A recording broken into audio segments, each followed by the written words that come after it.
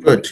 So, Stanley, it's nice again to meet you once again. And we just chatted a while ago about work and every other thing. So, before we go ahead, the essence of this class is to understand how people can position best for a postgraduate scholarship, either in the country or outside the country, how they can be able to make those choices and how they can be able to maximize the opportunities that they have ahead of them. So with that, let's start by understanding your background. Who are you professionally? Who are you? What was your journey like? Just make it very relatable to us because, again, many of the people we have here, if not all of us, are like Nigerian undergraduates, Nigerian fresh graduates. We just have like a Nigerian background. So just tell our audience how you were able to navigate your career from undergraduate days. You can even go as far back as secondary school.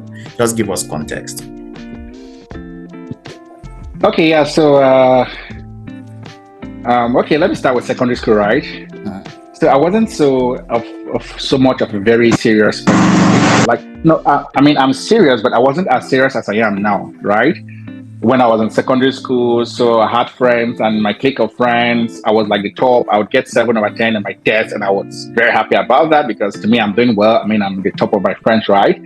Until I went to SS1. So when I went to SS1, I was opportune to have new clique of friends. These guys will get 9 over 10 and they'll be so angry at themselves. They'll meet the teacher to understand what happened and how they can make amendments to get 10 over 10 in the subsequent test. So I was astonished. I was taken aback. How can someone get 9 over 10 and the person is not happy? So I became close to these friends, right? And ever since then, my academic performance changed. I became very uncomfortable with 7 over 10. I strived for 10 over 10. And through the help of my friends, I was able to achieve that, right? So my friends helped me to become the Stanley that I am today. So it's very, very important for young folks to watch the kind of friends that they keep, right? Your friends can make or mar you. Yeah, so my academic background, I have a BSc in economics from the University of Nigeria, Nsukka. I have a master's in development management from Royal University of Bochum, Germany.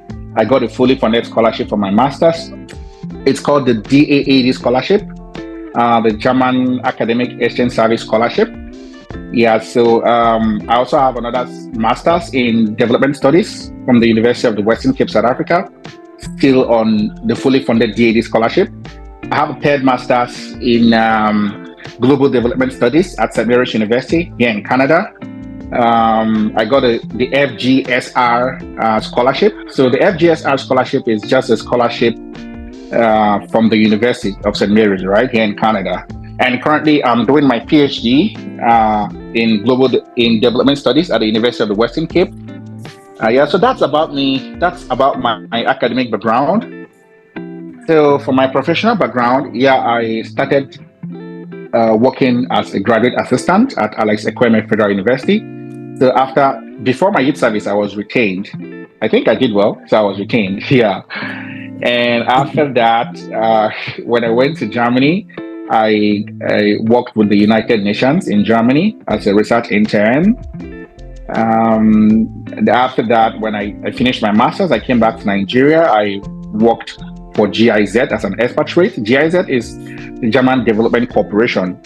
Yeah, so they do all the development work, like the poverty alleviation work in developing countries, and and they also help the world to achieve sustainable development goals, right? Yeah, so I worked there, and afterwards, at the same time, I was also working as a lecturer at Veritas University in the Department of Economics, right?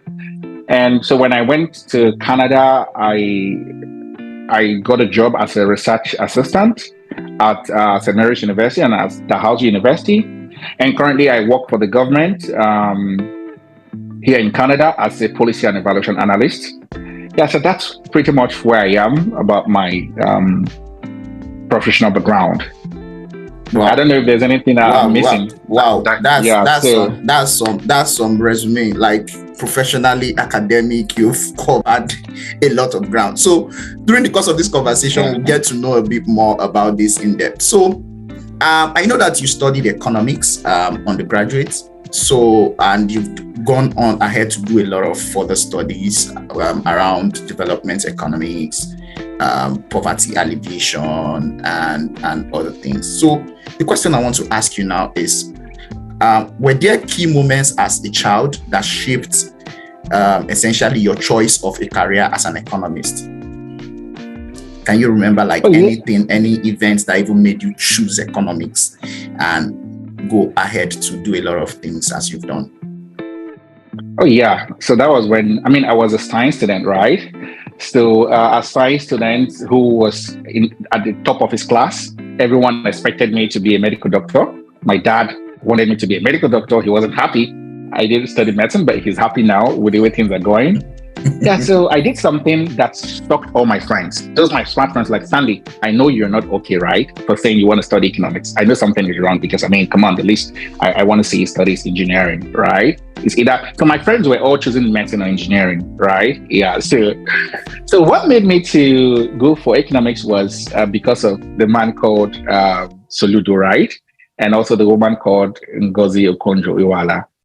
So I really liked what they were doing. I saw them as people who were extremely successful in their career. They made tremendous impact in the world. Some of us all know what Okonjo did when it comes to the economy of Nigeria, through how we got debt relief of billions of dollars from the World Bank. So I was, wow. So I said to myself, so I can make an impact, a tremendous impact in the whole country and even in Africa at large, even without being a medical doctor, right? So that was my turning point. That was like, oh, I want to make an impact in the whole country. I want to become like Ngozi Okonjo, who develops policies and helps countries, African countries, right, especially Nigeria, to alleviate poverty and contribute to sustainable development. I want to be like her. I want to touch millions of lives. And one way I could do that is through policies, right? Favorable policies that alleviate poverty. So it was at that point in my senior secondary SS3 that I decided, okay, what did this guy study? Okonjo studied economics. Soludo also studied economics. Soludo was the former central bank governor of Nigeria, Professor Chukwuma Soludo. And they all got to the level of a PhD. So at that point, I told myself, okay, Stanley, you are going to study economics, and the minimum degree you have is PhD. Yeah. Okay. Yeah. So that makes a lot of sense then. So that gives a lot of context into why you chose what you did. Okay, that's nice. So seems like we shared the same reason why we studied economics. Even though my own reason has changed along the lines. So I think the Soludo influence is mutual. All right. So, given that you studied, just give me a second. Let me get my thoughts together. So, okay. So now let's go to the crux of the topic. So, you have had a lot of postgraduate degrees, and that's quite commendable. So, many of our audience here are like people that are fresh graduates. Some of them are still undergraduates. Some of them are like NYSC. When do you think is the best time to start preparing for a PG scholarship? In fact, what is even a postgraduate scholarship? Can you just give us context into it? What exactly is it? And when is the best time to start preparing for one? Okay, so thanks for that question. So a postgraduate scholarship is a scholarship that is offered to students to study a program after their undergraduate, right? That's a program, an advanced program, either at the master's level or at the PhD level, or maybe it could also be a postgraduate diploma, right? Or a postgraduate certificate, anything beyond undergraduate level of studies. So the scholarship usually covers, okay, so there's what we call fully funded postgraduate scholarship and partially funded postgraduate scholarship. A fully funded postgraduate scholarship is that which covers at least your entire tuition fees and also your living costs, right? Some general scholarships like that I got goes as far as covering your visa fee, your flight ticket, and even covers for your family as well. If you have family, they also pay for that, right? Yeah, so while the partially funded scholarships are the ones that could cover maybe either your school fees only or part of your school fees, or they could just cover part of your school fees and part of your living costs, right? anything short of your total tuition fees and also your living cost is a partial postgraduate scholarship. Yeah. Okay. So I think that the right time for students to start preparing for postgraduate studies is while in school as an undergraduate, right? Yeah. So it's best you start at that point because you need to get an excellent grade, right? You need to get most scholarships most of them, right, are open to people who are first class or 2-1. Even in the 2-1, they prefer people who have like a 4-point above are more competitive than people who have 2-1, but their CGPA were below 4.0, right? So that's the point at which I believe students should start preparing towards their postgraduate scholarship. Work hard and have an excellent CGPA. CGPA is like the most important a requirement for most postgraduate scholarship. But that doesn't mean that if you don't have a first class or a 2-1, you won't get a fully funded scholarship, right? No, but when you have a first class or a 2-1, you stand out. It makes you more competitive, right? Yeah.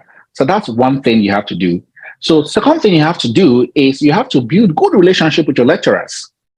Your lecturers are going to write you lots of recommendation letters. So you have to have that good relationship with them. In my case, my lecturer wrote me at least 20 recommendation letters, right? Because I applied to 20 scholarships and I got just one. Yeah, so if you don't have a good relationship with the lecturer, they'll get tired. I mean, writing those stuffs takes a lot of time, right? Yeah, they'll get tired and or they may just delay. Right, and that may make you to miss deadlines, right? So, but if you have good relationship with them, yeah, they tend to be more helpful, right? Yeah. So something else again that I would say is build good connections on LinkedIn, right? Build good connections with people who already have build a very good LinkedIn profile about yourself. Then connect with people who already have scholarship. Let's say, for example, if you're an economist, right? Connect with people who already have scholarship in economics while you're an undergraduate. The reason why I said this is important is because it will help you have a clear direction. Those guys have successfully scaled through and they've achieved what you aspire to achieve. So they have information, they have materials that would make your scholarship journey very easy. They'll guide you on the best schools that will maximize your admission and scholarship opportunities. They'll guide you on things you have to be doing as an undergraduate that will help you to maximize your chances of getting a scholarship, right? They'll even share materials with you that will help you to know, oh, okay, these are the scholarships I have to apply for, and these are the ones that I have to prioritize. So that when you are done with your undergraduate, you exactly know the schools you're applying to, exactly know the materials you need, and you've gotten them, you exactly know a lot of things. You have a clear-cut direction on what you want to do. So this is one of the reasons why a good number of my friends transition quickly from BSc to the United States for direct PhD scholarship, and now they are doctors. Just within 5 years, from BSc to within 5 years, after five years after graduating, right? They got their PhD after finishing their BSc because of that mentoring, right? Would give them a clear direction of where to sail their ship to, the vision. They had that vision. So that is something that I would strongly recommend young folks at the undergraduate level to have, right? So something else that I'll recommend for them to do is, I think it's important for them to engage in community development service, right? So community development service is something that is also considered while awarding scholarships. So it's very good for them to engage in exceptional community development service. So I was part of the team who recently selected students for scholarship at Dalhousie University. And one of the things we looked at for the community or the students we gave the highest score for their community development service are students who had exceptional community development service. Let's take, for example, you went to a village where there's high maternal mortality rates and infant mortality rate due to malaria, and you sensitize them about the importance of mosquito nets and how just mosquito net alone could help them and their children to survive, right? And you went further to develop funds, maybe from the government, from persons, NGOs, that provided them those mosquito nets. And you made that sustainable such that every year, those people supply mosquito nets to those villages, right? Every year. and you have a track record of reducing maternal mortality and infant mortality in that village. Those are the kind of community development service that we give 100%. We give them complete points. Those are excellent community development services, right? Yeah, so that's it. So something else that I would strongly advise you to do is at the undergraduate level is write a very good BSc thesis. The reason why I said so is because some of the scholarships will ask you to submit your writing sample, preferably your major writing sample in your undergraduate degree, right? So you don't want to submit something that was not properly done. So I advise you to take your time and write your project. Okay, I call it thesis, but I know in Nigeria I call it project, right? Research project. Write that research project at your final. You do a very good job in your research project, and also try to publish at least one article from that project, because publications makes you to stand out. I mean, don't think about the money. There are so many publishing organizations that journals that publish for free, right? Especially for students. There are so many that publish for free. So what you should be concerned about is doing a very good job that will be accepted by the journal, right? And get at least one publication. It makes you to stand out, right? Yeah, so other things I think you could do is, I know, just hold on a second. Let me see.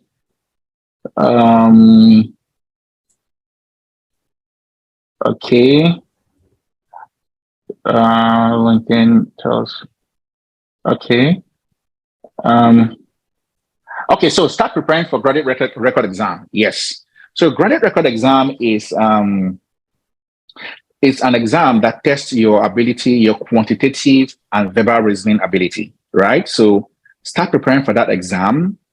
That exam is used by many schools in the United States of America for scholarships. And a lot of people, you're not just applying when you apply for scholarships, you're competing with people. Most of them have first class. Some of them have 2-1, right? So it becomes difficult. Say they have spots for like 5 persons and like 100 people have first class. It becomes difficult for them to make a decision, right?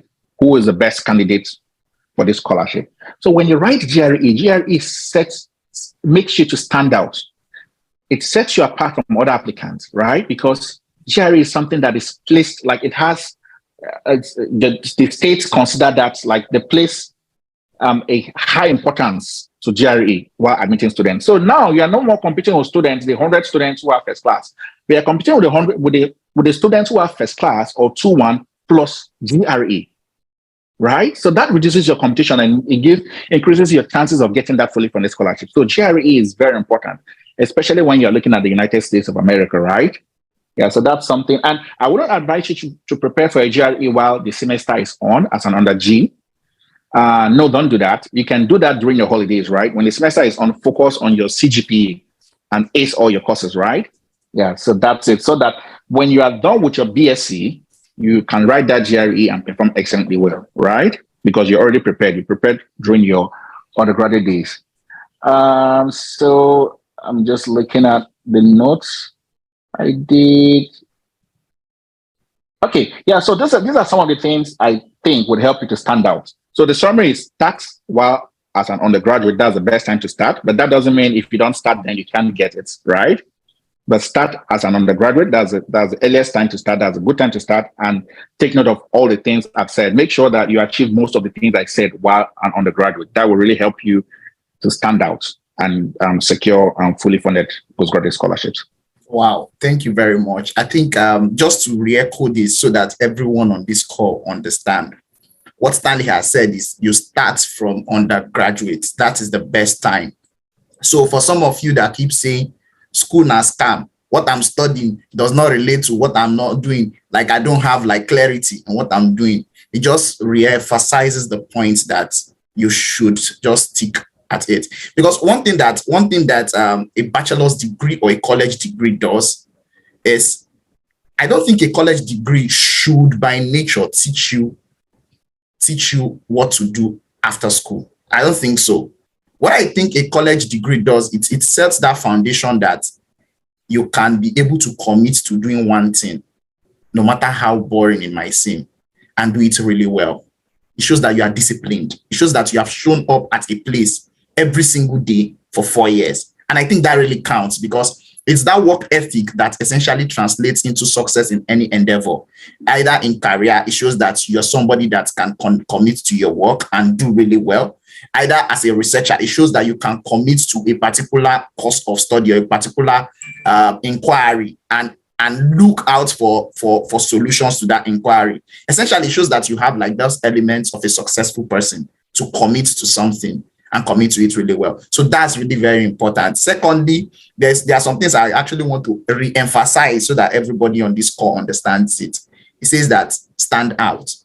So anything that can make you stand out, do it. Is it a very good CGPA? It makes you stand out. Is it building relationships with your lecturer? It makes you stand out. Is it connecting with people that already have these things on LinkedIn, building a good LinkedIn profile and connecting with them? It makes you stand out. Is he having like a good community service? And he mentioned some elements that they look at in evaluating excellent community service. One of them is sustainability. Have you thought about how that particular thing is going to be sustainable and how it's connected to your own goal and how it is the impact that's made on society? That's really important. And again, your BSc project or your thesis is also important. Write something that is good and interesting. I think it makes a very good case for you. And also prepare for your GRE maybe during your holidays. I think it's also going to make you stand out. Thank you very much, Stanley, for emphasizing that. And I really appreciate it. I think everyone is going to like benefit from this session a lot. So the other question I want to ask is, can you just walk me through your own journey, your own scholarship journey, so that everyone can relate to it? Because some people might be seeing you and say, no, this one is a privileged son. This one has everything all going for him. Can you just, walk them through your journey, like from NYSC, when you started, like, the scholarship journey, so that people can be able to understand that, yes, this is somebody that they can actually, they can resonate, that's your story actually resonates with some of them here. Okay, yeah. So, my academic background is not so great, yeah, but at least I thank God my parents were able to. Yeah, I come from a modest academic background, right? So, and I didn't go to like my secondary school was a public school, not in Lagos where schools are so great, but in Benue State, somewhere in the north central, right? Yeah, so I didn't go to those super schools, right? But one thing I did right from an early stage is having great friends, which I spoke about. Testimony is one of my friends. Testimony is a great friend. He impacted a lot on me. So have great friends that have a clear vision, right? There's some people that have special abilities, right? Be close to those kind of people. That's where you should start, right?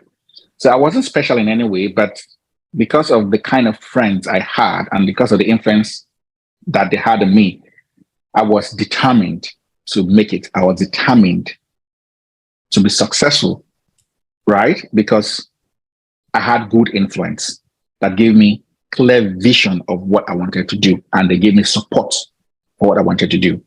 So when I was an undergraduate, most of all these things I just shared with you, I did them because I already knew, okay, I want to become Soludo Okonjo, right? I need at least a PhD. I know I don't have the money for that. I mean, in studying abroad is very expensive, right? It could be very expensive for some persons, right? It's millions of naira. Take, for example, my master's scholarship alone was about 10 million or something there, but that was a long time ago, right? I couldn't afford that. So I did most of those things. I had a clear vision. I knew I couldn't afford them. So I did these things. Most of these things I spoke about. Just hold on. I have a call. Let me just okay. Yeah. Okay. Yeah, I'm back now. So I did most of these things that I shared with you guys, right? Yeah. So that's where you have to start. So that's where I started from. And these things helped me to form my foundation. So when I finished, I couldn't write GRE. That was one thing I missed. I couldn't write GRE because I didn't have the money. I was preparing for GRE. It pained me so much that I couldn't write GRE because at that point I didn't have the money. GRE was about 80,000 thereabouts. I didn't have that money. But that didn't deter me from achieving my goals, right? Because I knew that there are also other scholarships. I could put up a very strong application and I was going to get them. So what I did was I had a list. I first of all created a list of schools that I would say I have higher chances of getting, or scholarships that I have higher chances of getting. So you don't have to apply to all scholarships. Please don't do that. There are 1,001 scholarships out there. Please don't apply to all of them, because applying for one scholarship takes a lot of time, takes days, takes weeks. So have a scale of preference where you list like 20 scholarships you want to apply. Start from the ones that are very limited, maybe the ones that are only meant for African students in economics, right?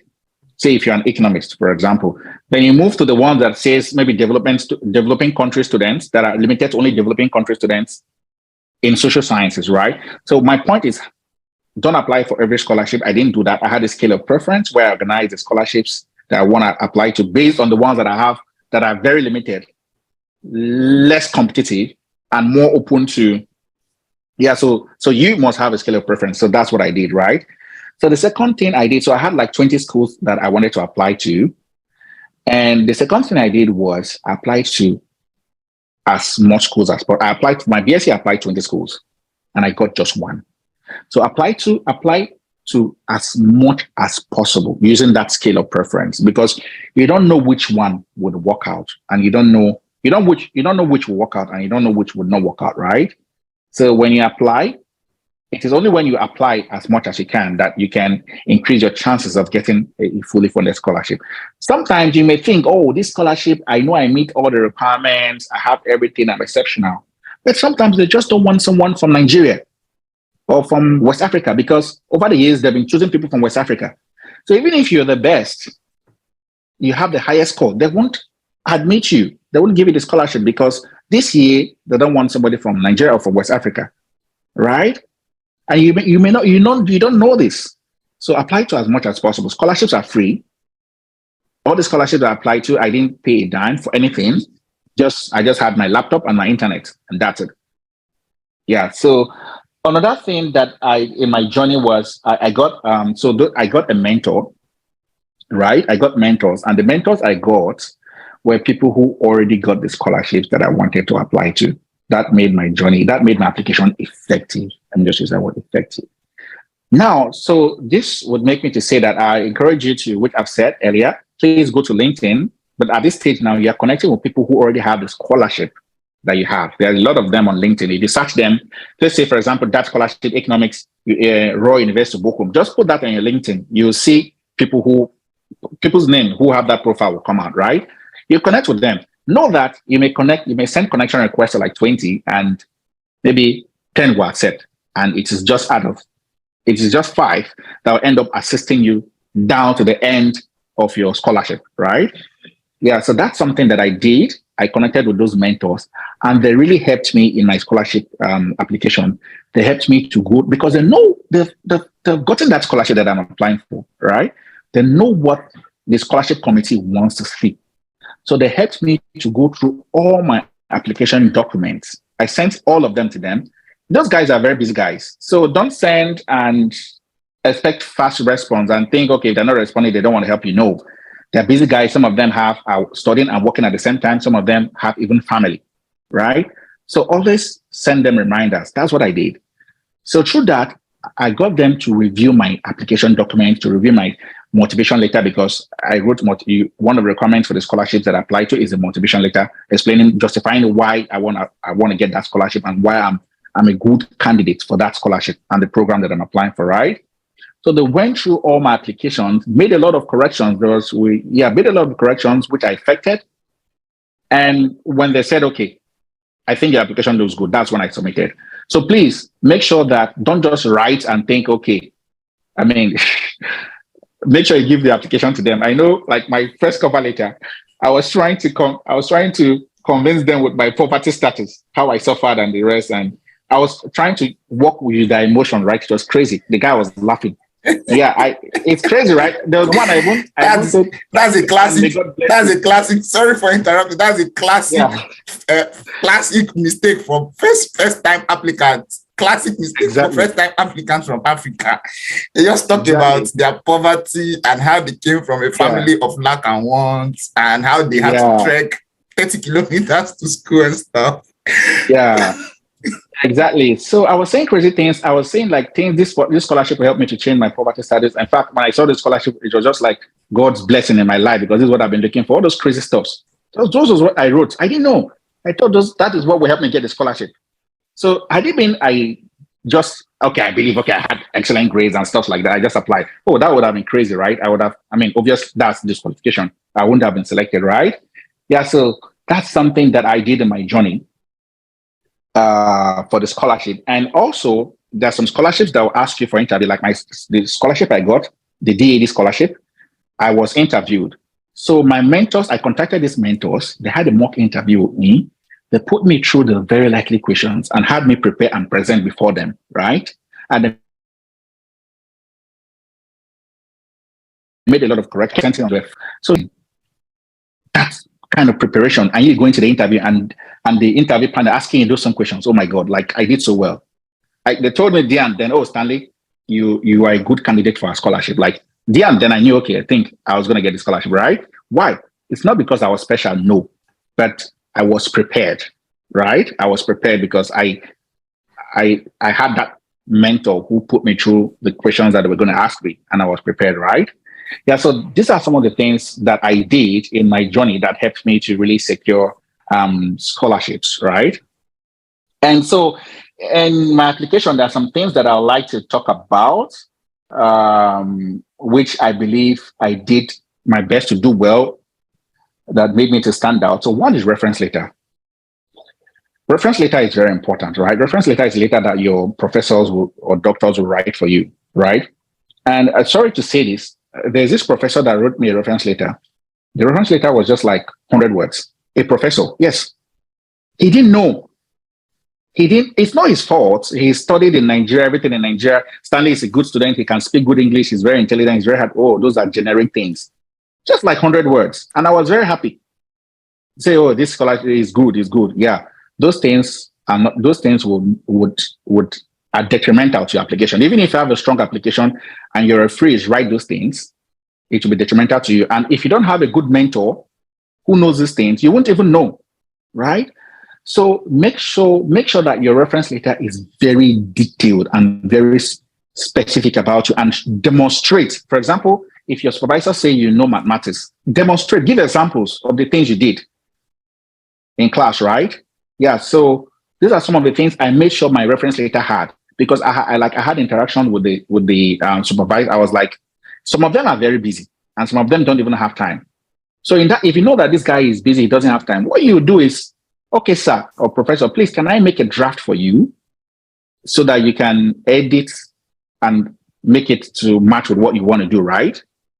Yeah, so you can, I would even recommend you offer that help, because these guys are busy to write 500 words or 600 words for you, right? Yeah, so that's something I did. And also something I knew about that helped me was, you can't just, for example, if you want to submit you want to submit the contact details of a referee, you can't submit it. You don't use their Gmail, like say against Stanley at gmail.com. No, use their official email address. Say if they work in University of Nigeria and Soccer, it should be something that has the domain name of University of Nigeria and Soccer, right? Like agenti.stanley@unn.edu.ng, right? So those are the things that are considered official. For that scholarship, it's either they'll ask you to resend, or that could just disqualify you. They would just think, maybe you just organize with your friend, right? So that's one you have to watch out for. Two, you have to watch out for, again, in the letter is, your professor should ensure that your professor puts very important contact details, like his phone number, his maybe fax number, his obviously official email address, right? And signature and stamp. If there's no stamp, it's fine. Signature is fine. And it should be on letterhead, right? So these are the things that these are the things that you have to ensure that your reference letter has. So if you have good relationship with your supervisor, right, or your professors, these things you can easily achieve them, because they could, okay, Stan, this is the draft I have. Is there anything I'm missing out, or is there anything you feel like I forgot to add or something, right? Because they are your friends. So you can just point out some of these things which they don't even know could make or mar you. Yeah, so that's one. So another thing I would advise again is your CV. Yeah, every country have. Okay, I won't say but countries. Most countries that I know of, like Germany, like Canada, have their CV formats, and this is something that you have to ensure you have to ensure you have to make sure you format the CV to that country format, right? Say for example, my German scholarship, I made sure I put my CV using in a Europass format, right? Europass format is a CV format for Germany and European Union countries, right? When I was applying to Canada for my scholarship, I made sure that I put my scholarship in the Canadian CV format. These things help your application to stand out because it helps the evaluators to easily see your strengths, right? Yeah, so take note of that. And so you don't need to write English. It's not so necessary to write the IELTS or the TOEFL. It's not so necessary. If you have the money, you can do that. But if you don't have the money, there's no need for you to do that. In my case, I never wrote that. What I did was I collected an English language proficiency letter from my school stating that I studied in English language, right? My BSc was in English language, and that's sufficed. So that's something that you can also do, right? And get your passport as soon as you're done with your studies, your international passport. Get it. You need that. It's very helpful. And in the case where you have interviews, the scholarship requires interviews. Do a lot of interviews. Do a lot of interviews. It's very important. Do a lot of interviews. Okay. Yeah. So these are some of the things I would say that helped me to secure the scholarships I've got. I think I can't just say the exact value of the scholarship I've gotten, but it shouldn't be less than 30 million in Naira, because I've been on scholarship since January 2018 till now. This is like 5 years, right? I've been on fully funded scholarship, right? Yeah. So, and that's a lot. And yeah, so that's it. Scholarship has a lot of benefits. Yeah. Benefits. Yeah. Even more than most of what you can get from scholarship as savings, right? Could be very much more than most what you get in most jobs in the best jobs in Nigeria. And you get this without working for it. Just imagine, for so many years. Yeah, so scholarships are good, I would say. All right. Thank you very much for this particular enlightenment. So there are a couple of things that is really important that we also sorry for that. Okay.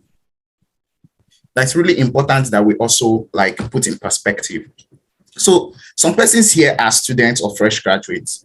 Say, especially for fresh graduates, for students, maybe they are students that are already like in the latter years, maybe third year and final year, and they actually do not even, there's nothing they can do to actually move the needle anymore. Maybe I'm a student. I know that no matter what I do, I can never make a first class, or I can even never make a high 2-1 or even a 2-1 altogether.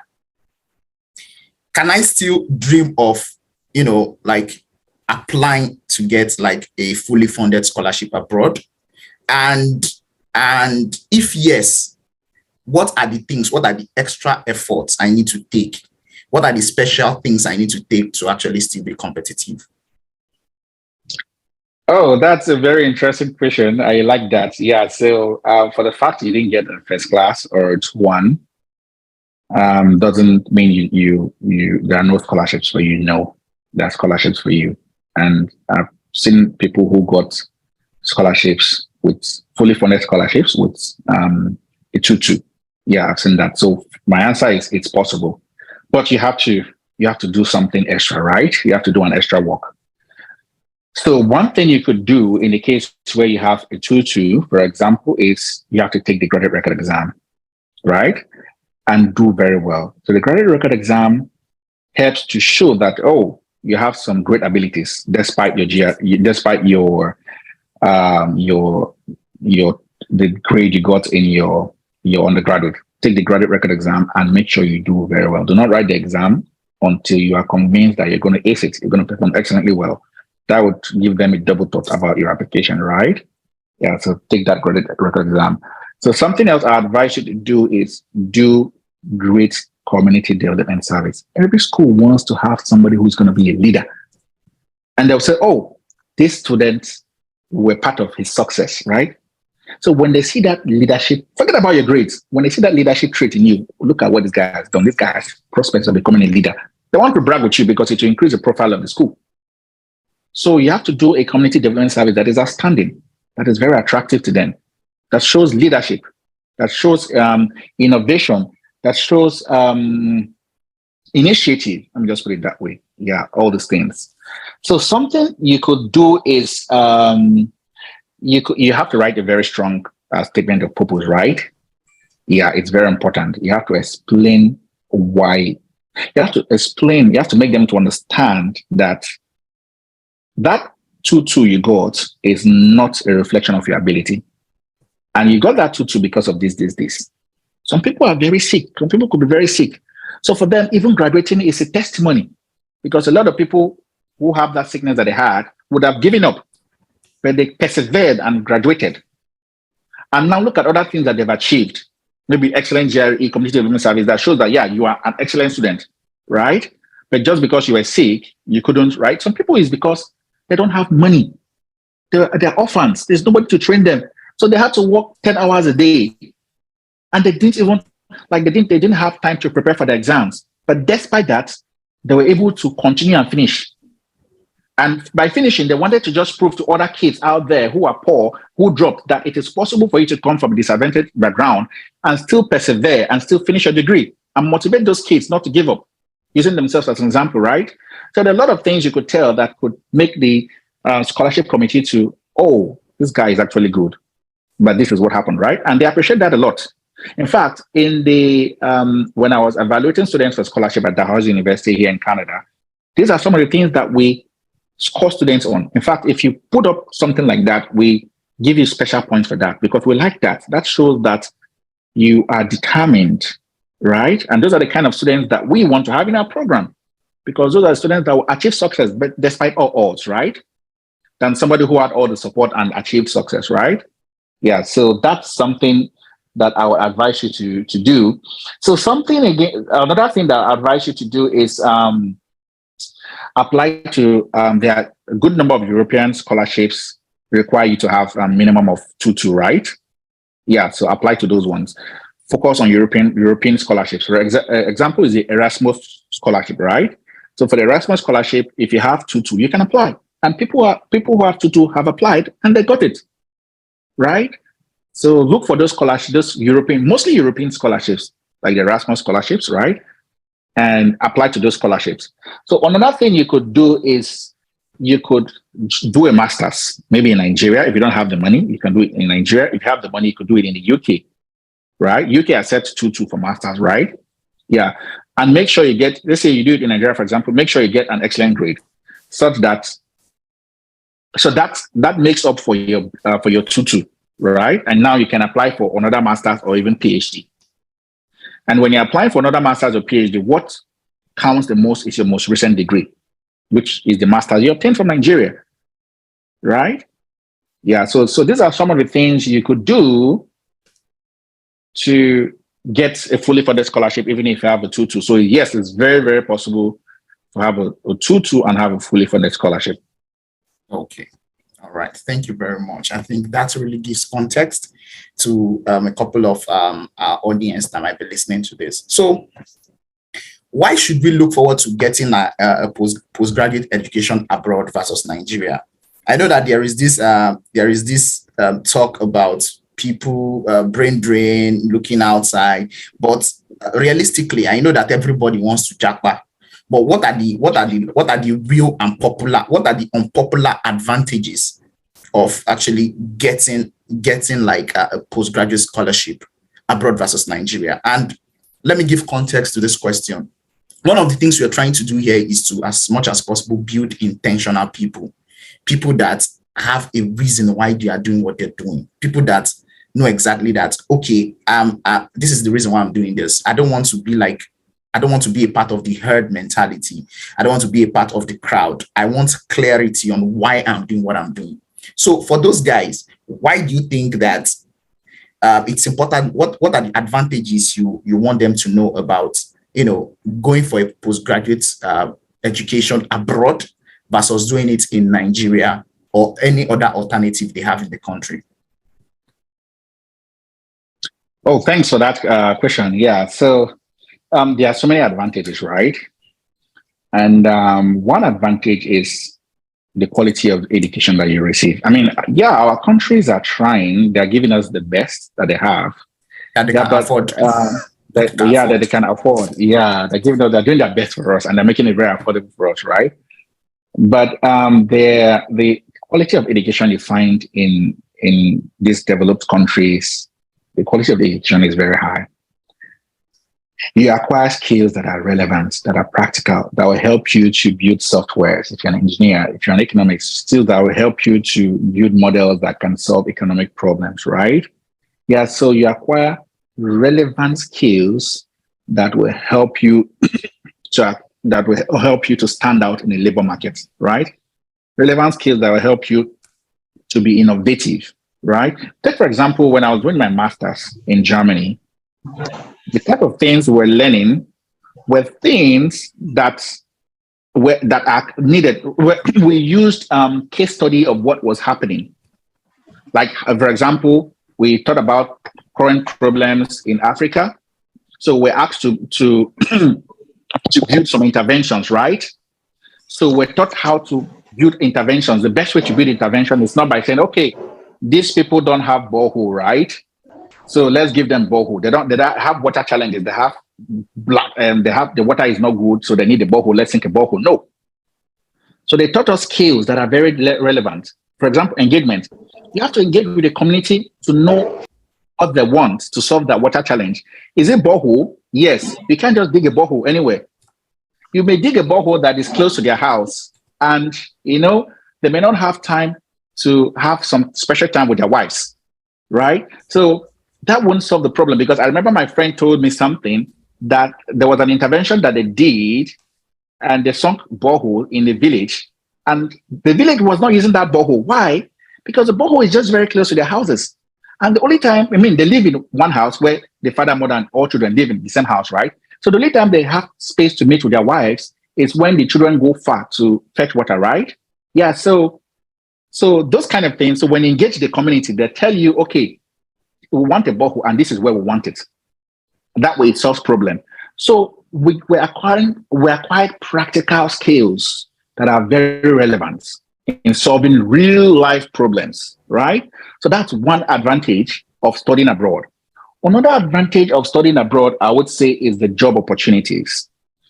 We know in most African countries, there could be a job vacancy of 100 people and maybe 5,000 or 1,000 are applying, right? So that reduces one's chances of getting it. But in the developed world, it's not like that. There are lots of jobs and the competition is not so much. And in most countries, when you study, they give you what is called a post-graduation work permit, right? That allows you to work for some years after graduation. So yeah, so this is something that motivates people to work. It gives them to study abroad. It gives them job opportunities. It gives them job opportunities, and that's avenue to acquire work experience from an advanced country, right? Yeah. So these are some of the things that motivate people. Another thing that could motivate people is the exposure. Yeah, exposure. I met presidents when I was doing my internship with the UN in Germany. I met some presidents. I met some governors in Germany. I met some African presidents, right? I made great friends that really shared. In fact, the opportunity I got, some of the opportunities I got later was because of the connections I made, right? Yeah. So another thing again that I acquired that one could, yeah, it's cultural competence. Now, that cultural competence simply means that you respect other people. You know that there are some people's culture that are very different from our culture, and you have to respect that culture, and you know how to talk, right? Let me give you an example. In Africa, for example, okay, Nigeria to be precise, somebody who smokes, who makes dreadlocks, who drinks, and stuff like that is okay. We have that stereotype that this person may not be responsible, right? My professors, good number of them smoke, and they are some of the intelligent people that I know in my life.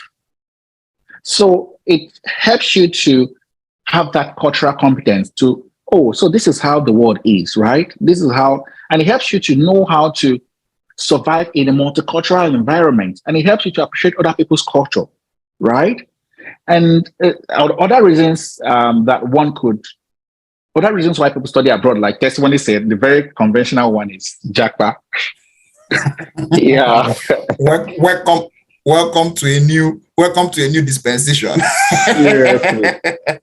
Seriously. Jackpa is very necessary. Take, for example, Canada, for example. Canada is a very good country.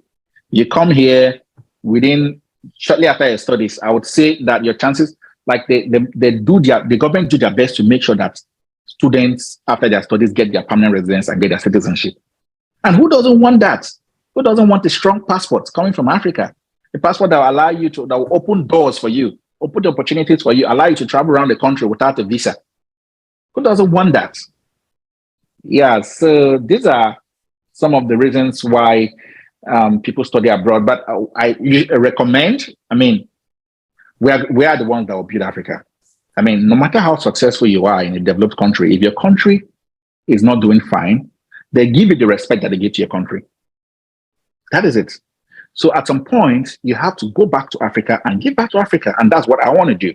I want to get the experience, everything, and the connections, the doors or open doors, and go back to Africa and give to Africa. When Africa starts doing fine economically, politically, that is when we are going to have respect. And nobody will do that if not us, right? Yeah, so we have to go back to our countries and give back at some point in our life, right? Yeah, so. Okay. Oh, that's really good. I like the parts that will come back to Africa and give back to Africa, because the respect that you get is essentially attached to your country of origin, not even your new country, because the first stereotype when they see a black man is from Africa. That's the first thing. That's like the first stereotype you're going to get. Yes, we might try as much as possible to say, yeah, the world is changing and everything, but no, that's not the case. And again, there is this thesis that I believe in. I believe that the world is becoming a global village in the sense that barriers to either working or schooling or even interacting with people are being broken down. The barriers like language barrier, you see that a lot of things has been done in, is it synchronous or asynchronous? I've forgotten the exact term. Essentially, when I'm speaking English, somebody that does not understand English is going to be hearing me and understanding me in Yoruba language. Essentially, I'll be speaking Mandarin and somebody in America will be hearing clean English language. That is one of the innovation that is coming to break down those barriers. The essence of that, what that thing is going to do in the future is that you need to be a global citizen. You need to have like this cultural competence. You need to have all these things so that you'll be globally competitive. So you are not limited by your geography again. So it makes sense to, as much as possible, find opportunities to build these other things that you might likely not get from your present location, so that you are going to be like globally competitive. You get access to global skills, which is what Stanley is talking about. Because yes, in as much as you are a patriot, I don't know where you are going to get the United Nations experience or the World Bank experience of some of the biggest banks in the world experience from doing big deals. That is going to eventually help you when that time comes to build Africa for Africans. You still need that experience. You need to be competent, because at the end of the day, if you have, I use a term for it. You have big eyes but small sockets. Essentially, you are very ambitious, but you don't have like the support system. You don't have the skill sets to pull that through. I think that's one of the things about a lot of some parts of some Africans. If you look at African history, I think lack of competence rather, is one of the things that have made us still where we are. So I think that's very instructive. So I know you've talked about a lot of things. You've put people in different buckets. So I just want to talk about this special case. So there are a couple of people now, they are still doing NYSC. They are still doing, or they are about to go for their NYSC. They are done with school. They've been, ASU strike has done a lot of damage to them already. so they are about to go for their NYSC, or some people are even currently in their NYSC. What are the things you think they should do from now to when they finish NYSC to start preparing themselves? Specifically to those guys, then we'll go to the next group of people. Okay, so people who are doing their NYSC, what I think they have to do is, NYSC is the time with regards to scholarship, right? NYSC is the time for you to apply to as many scholarships as possible, right? First thing, if you've not gotten your transcript, please get your transcript. If you've not gotten your English language letter of proficiency, please get it. You need it. If you've not gotten your passport, international passport, right? Please get it. You need it, right? If you've not done a lot of networking on LinkedIn, please start doing it, right? And please, when you network with people on LinkedIn, respect their time. Like I said, don't ask them obvious questions that shows that, okay, you just didn't check, you just didn't do some basic research, right? Ask them very intelligent questions. It makes them to, okay, see that you value their time, right? Don't ask them to please write cover letter for you. Don't tell them to, oh, yeah, people told me to do that. Somebody even told me, please, can she send me all her documents so I apply for her? So I apply for the scholarship, everything for her. Please don't do that. Okay, please don't do that because it will just discourage them. It's discouraging, right? Ask very intelligent questions that shows you are diligent, that shows you are ready to work and you've done your research, your basic research, right? Yeah. So when you have all these things, NYSC is a time for you to apply and get scholarship. I got my first scholarship while serving, right? Yeah. So use that opportunity, create your scale of preference, right? And start applying to scholarships as much as possible. Start applying. Apply to at least your youth service, you apply to at least 20. I would say at least 20. The more you apply, the better your chances, right? The more you apply using a scale of preference that makes you more competitive, right? The more your chances of getting a fully funded scholarship. So please, that's what I advise you to do during your NYSC. And another thing I advise you to do is join forums. There are a lot of forums. There's WhatsApp forum, there's Facebook forum. In fact, the scholarship, the DAT scholarship I got, exact DAT, because there's so many DAT scholarship, was a forum which I joined. That's where they shared it. What if I wasn't in that forum? I was just doing the other ones I know, Commonwealth and the rest. That's how I would have missed it. There's so many forums where you see people who are looking for scholarship and people who have gotten scholarships, right? You meet those two categories of people there. You can even meet somebody who can even sponsor you if it's GRE. If the person see, oh, you are very active in the group and you say nice things and you really have genuine need. People have sponsored people to write GRE in forums. They will sponsor you. I mean, what is £100, which is the cost of GRE, right? Or £150. They can do that. Yeah, so please go to join those forums and be active on those forums, right? Use your scholarship year to apply to at least 20 scholarships. And I strongly believe that if you do everything I've said, my advice, if you follow the advice I've given to you on how best to go about applying to scholarships, I believe that before the end of your scholarship, your youth service, you should have gotten at least one or two fully funded scholarships, right? Yeah. Okay, good. So there's another category of people, and these are people that are working professionals. We know the kind of country we are in. You can study engineering and you end up in a bank. That is quite normal. Again, so for people like that intend, okay, I want to go for like a master's program in engineering, but I'm working as a banker. How do they position themselves to still be compelling, have a compelling application? Okay, so I assume that you're working as a banker, but you want to do a master's in engineering. I assume that your bachelor's was in engineering. Yes, engineering. You're working as yeah. So one thing I think that you could do that would help you to stand out, because yeah, you have work experience in banking, but it's not so much of a relevant work experience to engineering, right? It's not a relevant work experience. So one thing you could do is you could publish some papers, right, before you apply for that scholarship. Publish some papers in engineering. So that convinces the scholarship committee that, yeah, you are still active. You still have that, you still do active works in engineering, and you've not forgotten what you've done in engineering, because the older your degree, the less your chances. Scholarship committee prefers people who their degrees are not so old. Right? Say you have a degree in engineering 2015 and in 2020 you want to apply for your master's and you've been working in the bank. So yeah, you're not that competitive initially, but when you show that, you've been publishing, right? Or you have one or two or three recent publications, then when you say that, yeah, you've been engaged in academic works in engineering, then it's more convincing, right? Yeah, so that's one thing I think you could do to maximize your chances of getting a master's scholarship in engineering. It's very possible. I have a friend who did that, and I think he finished 2015, and he just started his master's. He just started his master's this January. So that's like 8 years, right? That's like, okay, 7 years plus. That's like 7 years plus. I mean, normally the chances is very rare, you know, it's very little, but he still got it. Why? Because of some of these things, right?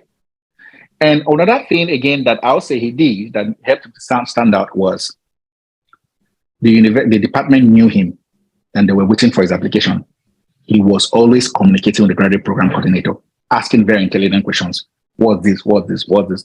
So they were just waiting for his application. Let's see that. So when he came to the university, they were like, oh, so you are the one. We've been looking forward to meet with you. We're expecting the giants. You're the one. Always asking this, asking that. So that case, when you submit your application, they know you, right? They know you. They'll take their time to review it. Yeah. So these things helps you to stand out because your degree is old, right? And you've not been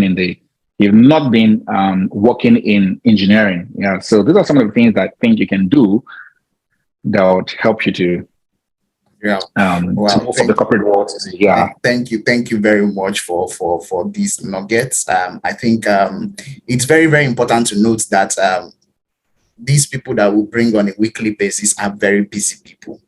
So we are just using this medium to reduce the questions that you'll get to ask them when you meet them. So please don't take this for granted. We've recorded this class and we're going to push it out to our platforms. Then you can essentially review them afterwards. So I don't know, want to use the next 10 minutes to take questions. If you have questions, this is the right time to ask.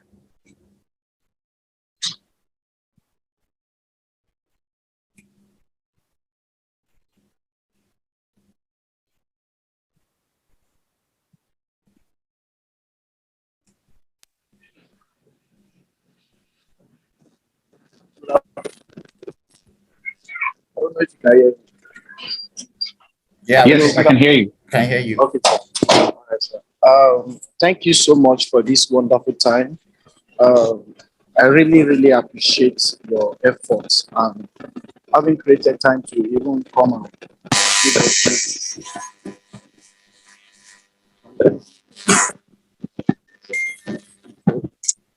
I'm a student actually.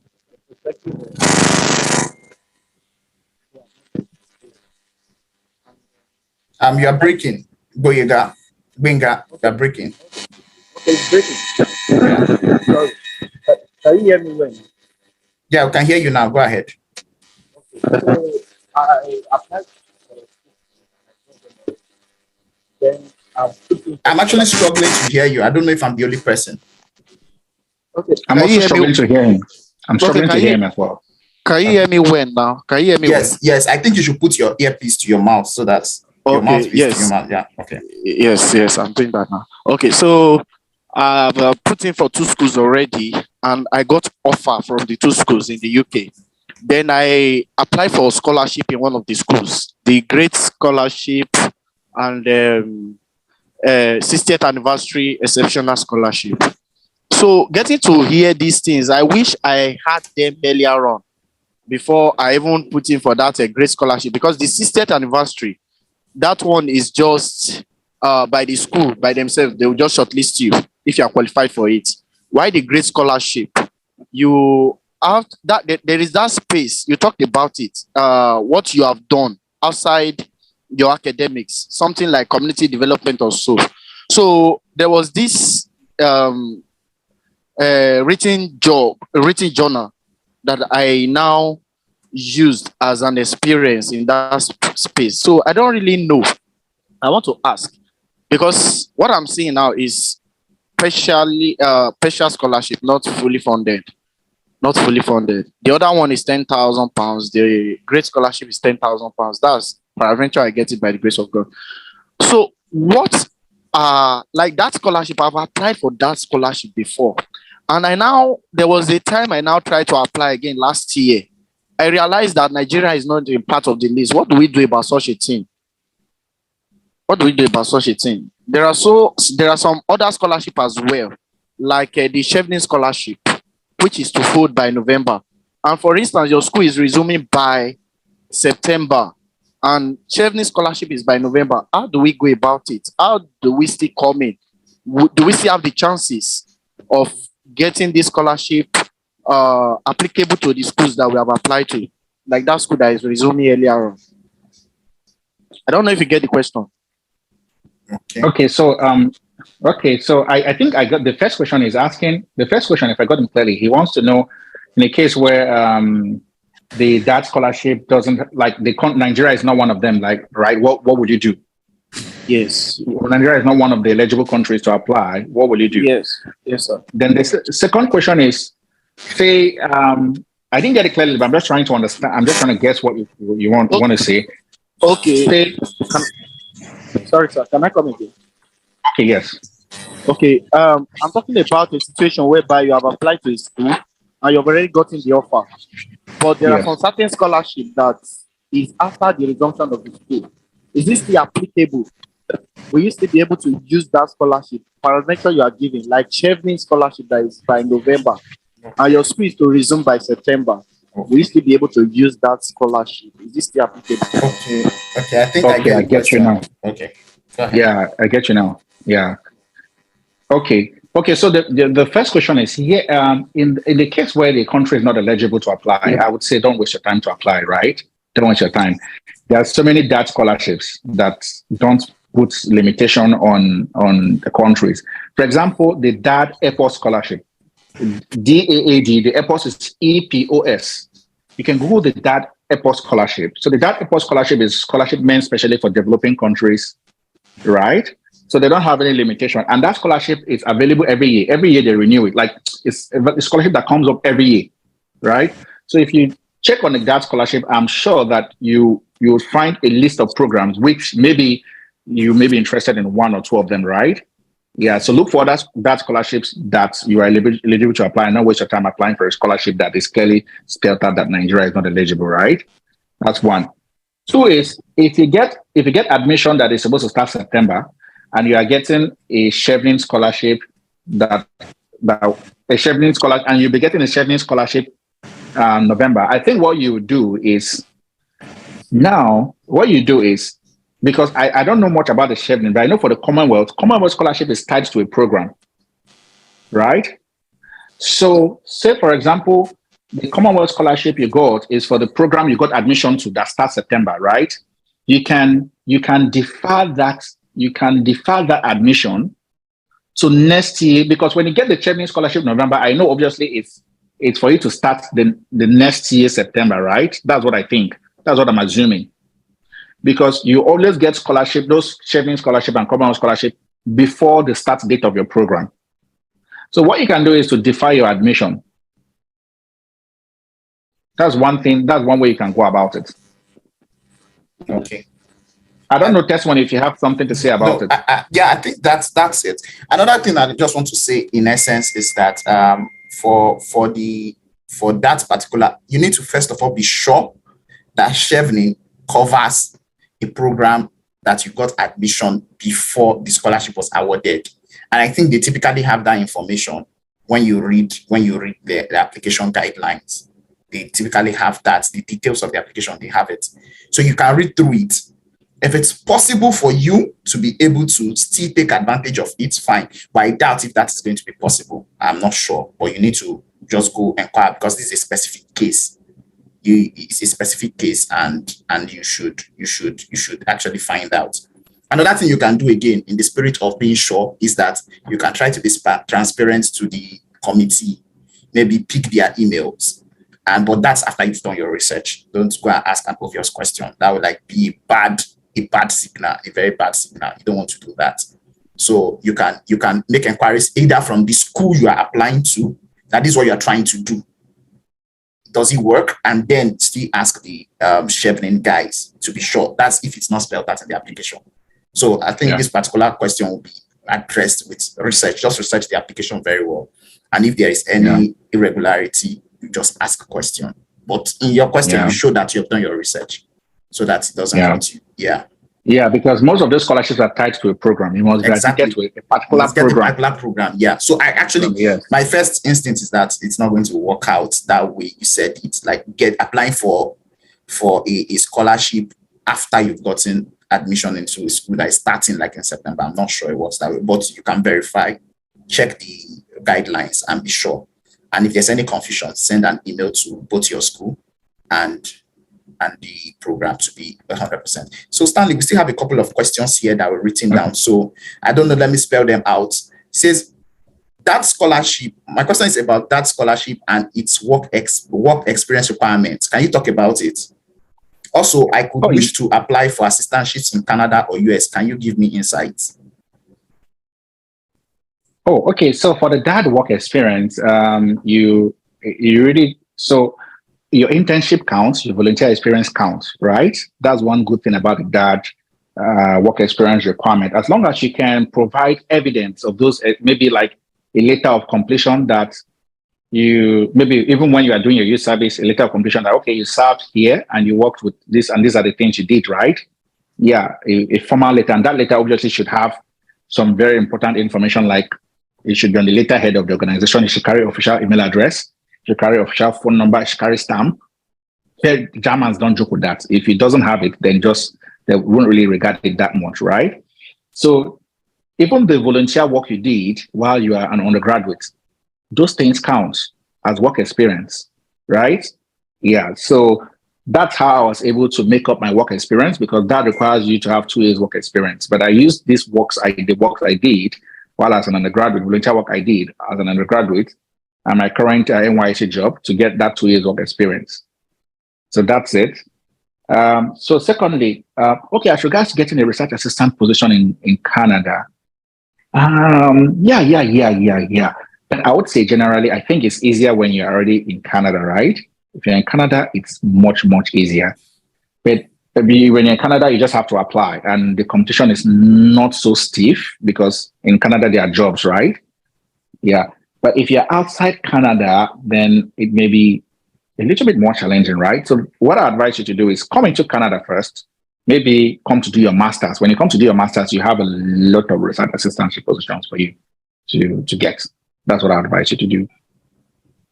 Okay, that's really quite insightful. Also, to add to that, I think what Jim another assumption I want to give is maybe you are looking at that research assistantship or graduate assistantship to fund your stay there. One of the things again I can advise, just like Stanley have mentioned, is try to build a useful network. Just network. It really helps. It's one of the things. Once you've done all these things, you get a good grade. You are very intentional about the area of study. You've done maybe 1 or 2 publications. What I typically advise a couple of people looking to, like, especially for the US, is try to, just like Stanley, as a standout. And the ways to stand out is that you're intentional about that thing you want to study. Maybe you've done 1 or 2 write-ups there. My expectation is that while researching the school, you've seen some kind of professors that maybe you feel like they align with you. That's a long shot, but you can try to, like, maybe if you have conversations with people that have gotten maybe research assistantship, they might give you more insights. I've not gotten any research or graduate assistantship before, so I might not be able to, like, put it really well.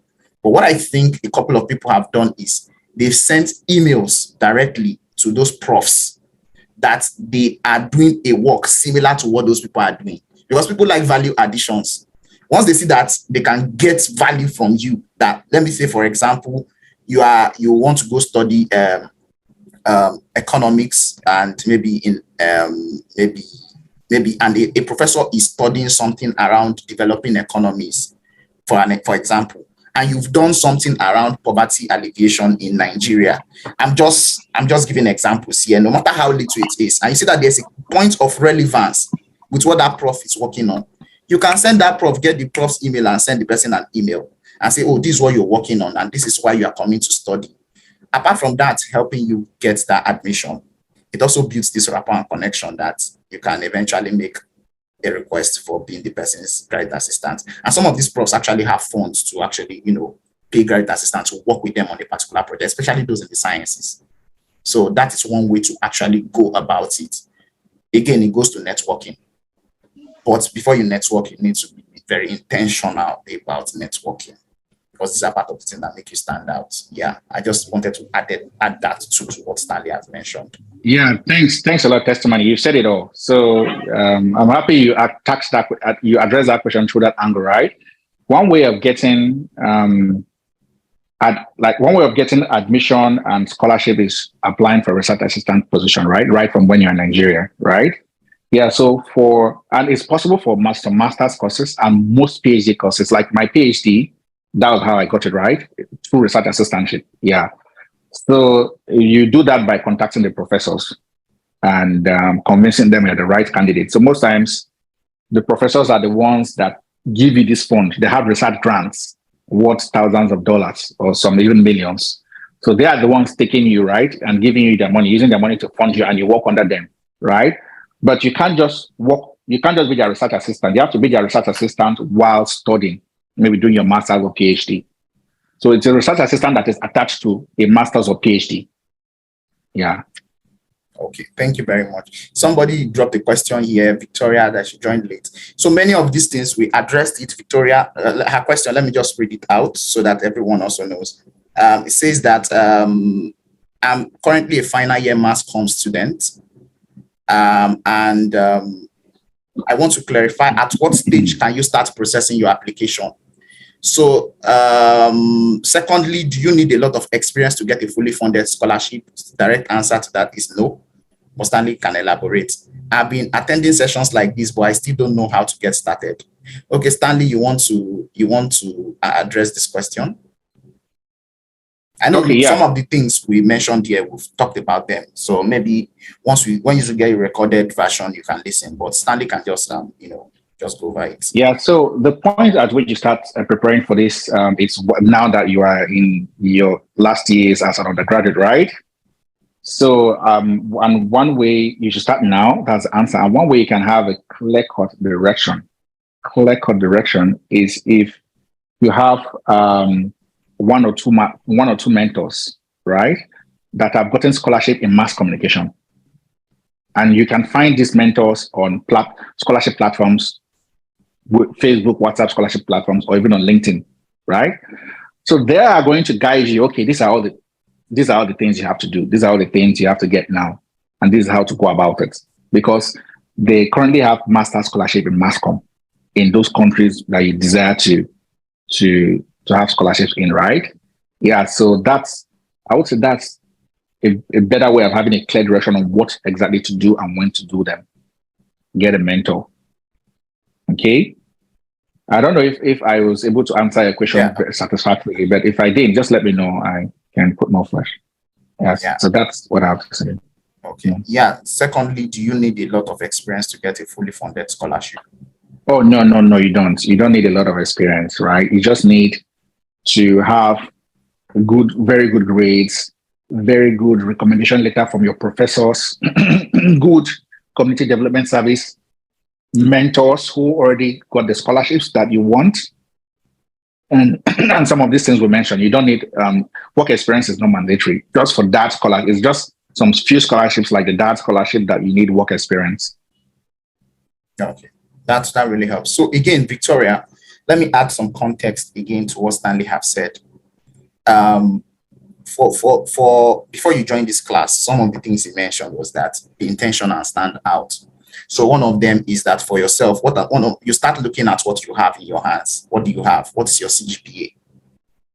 Because typically that's the time to start when you are an undergraduate. What's your CGPA? It's a very important requirement. In fact, the most important by all standards. The next thing you look at is after your CGPA, just let me be sure that I'm saying the right thing, is your bachelor's degree project or thesis. Be sure that you write something that is probably relevant. One of the things I typically advise final year students is maybe when you talk to some mentors and you have researched some schools you are looking at or some scholarships, you can try to, and you see the programs that is relevant to you, you can try to tailor your project to suit some of the key themes of those programs. It's a general advice, you don't have to take it, but I think it makes your journey more interesting and exciting. Another thing again you can do is after that is I'm just like regurgitating some of the things Stanley has said, is have a good relationship with your lecturers. You can start that. Those are some of the things you can do now as in your final year. Start building relationship with your lecturers. Like you can do some research work with them. Maybe your project, you co-publish it with your supervisor, so that they have like that first-hand experience too, because those guys are going to help you with your recommendation letter. And it can be very, very frustrating for them. And you don't want to be in an awkward position where you cannot, be personal with them and say, boss, take this draft. Oh, boss, I think this thing is left, that kind of thing. So you want to start building that relationship with them in your final year. I think it's very, very important you do. Then maybe after your final year, maybe immediately after your final year, you can start preparing for the GRE. You might start preparing for it. But again, all these things are going to like be tailored around getting a mentor. So actually like that has gotten maybe a scholarship within the area you're looking at to be able to advise you personally, because this is general advice. I don't think it might be really suited. You need to get somebody in that particular area that is going to give you tailored advice so that you can start making like your research is going to be useful. It's going to be very useful to you. And then you can start dotting all the I's in certain areas. So that's what, but for now, I think without a mentor now, you can start building a relationship, make sure your project makes sense, and try as much as possible to finish strong. I think those are like the 3 top things you can do for now. Then when you finish, you can now start maybe looking out for schools or programs. But again, by all means, get a mentor if you can. I don't know if that answered your question, Victoria. Okay, any other question? Before we end the program? Thank you. Yeah. Any other question before we call it a day?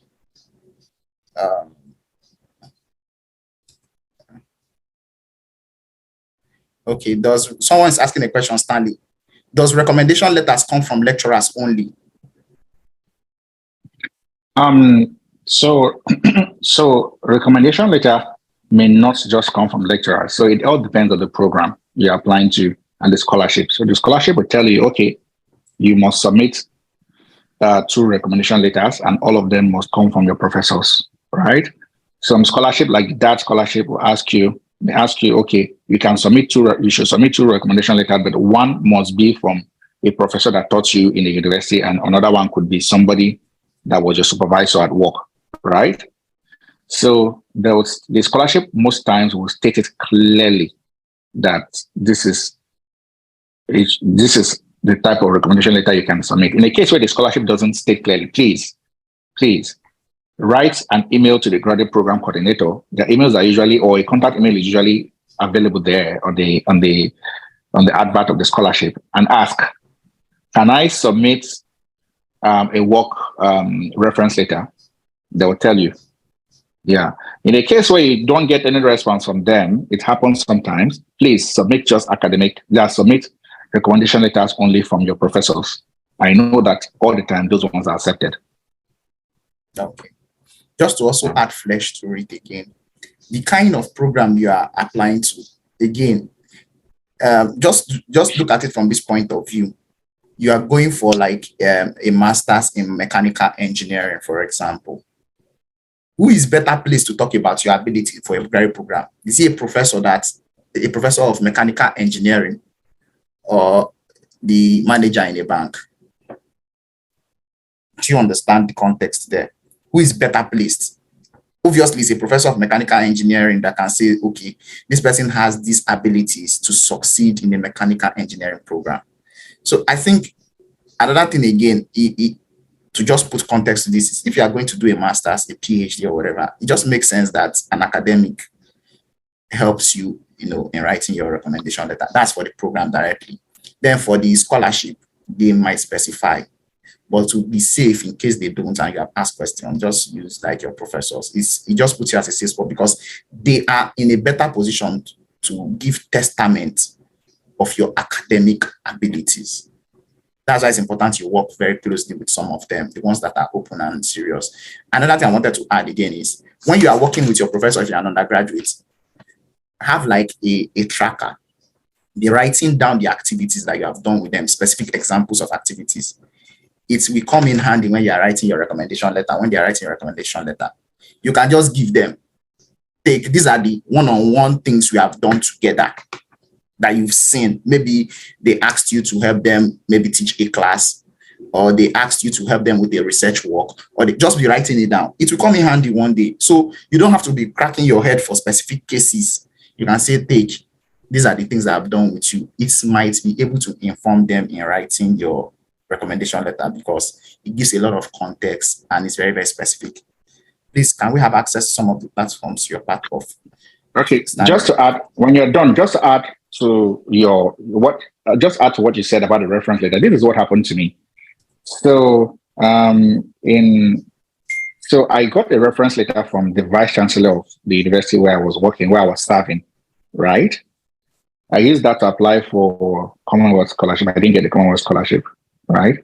So I asked them what happened. I just asked them what happened to mine. They said, oh, my reference wasn't good. That was one of the problems. So now I now give some experts. They were like, oh, how can you ask somebody who knows you for like 3 months to write a reference letter for you? I was like, oh, he's a vice chancellor. Do you know what it is for a vice chancellor to write, or a federal university to write? It doesn't matter. They want to see a doctor who taught you from your year 1 to your final year, who has taught you for 4 years, who knows you very well and can talk more about you, than the president of Nigeria, who you just interned under his office for like 3 months and you don't even have direct contact with him. They're just able to get a reference from him, right? Yeah, so that's why academic references are very good, especially in a situation where you don't have extensive work experience in a relevant field. Yeah.